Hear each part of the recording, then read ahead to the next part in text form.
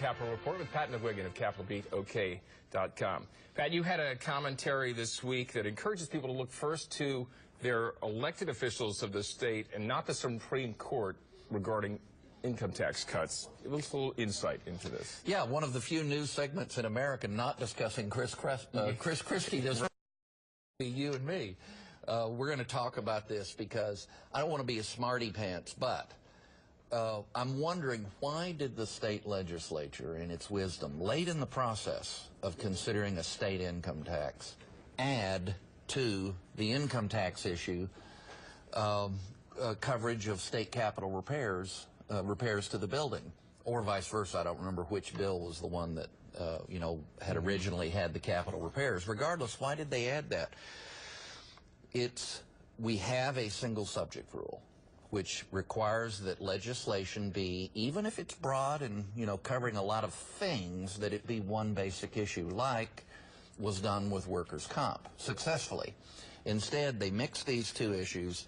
It reminds me of, though a bit of a World War I analogy, in the old German phrase Sturm und Drang, which means storm and stress. Incredible commitment of resources and a lot of time and energy for yards of turf. I'm using the trench warfare analogy, which warfare and politics, you got to be careful, but the point is they devoted a lot of energy to 0.25% income tax reduction a year after they had said, the agenda was to eventually eliminate the state income tax. So you devote a lot of energy, you put two things together, the things get slapped down. Let's talk about continuing the same subject. You also filed a report titled, which is better, constitutional or unconstitutional? Share some more of this. Yeah, I have this image of my friend Alex Cameron sitting in the middle chair with kids on each side in one of those AT&T advertisements or a knockoff of it, saying to the kids, which is better, constitutional or unconstitutional? And the kids all yell, constitutional. And standing in the background are the justices of the Oklahoma Supreme Court, nodding their heads like this. This is not confusing. And frankly, there was scuttlebutt in the halls of the Capitol after the income tax passed with the capital repairs added in, that maybe this was a poison pill.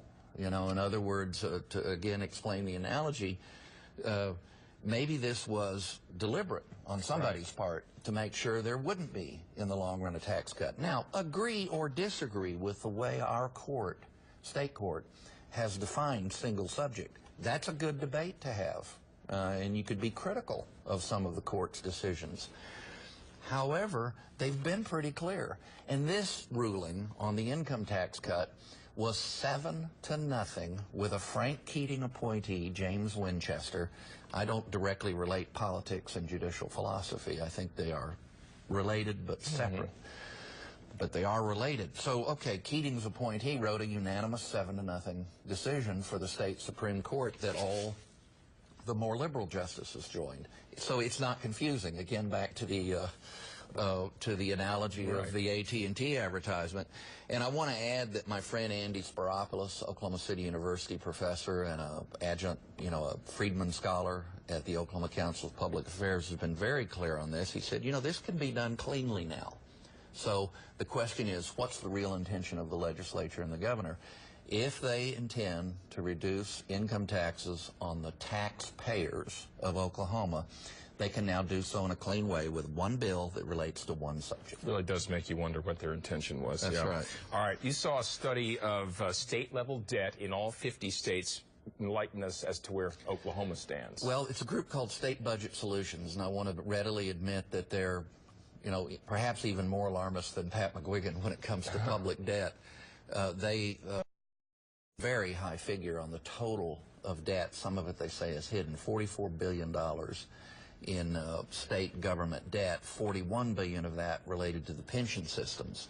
Now, our government says it's only $11 billion, but they admit that's a problem. So whether it's $11 billion or $41 billion, that's a matter of degree, not of kind. There's debt, and the reason you have Andrew Cuomo of New York now saying sensible things about pension debt is that my old friend Joe Sobran, who's passed away now, but he was, well, they call him a paleo-conservative, he was so hard right, and he used to explain the conservative law of inadequate paranoia, meaning that things are usually going to be worse than you're saying, even in your conservative commentaries or analyses, and I think that may be the case here. So whether the state's right or State Budget Solutions is right, we have a problem and we need to address it. All right. Well, you can read more about these and other topics at cattlebeatok.com. For Pat McGuigan, I'm Alex Cameron. Have a great day.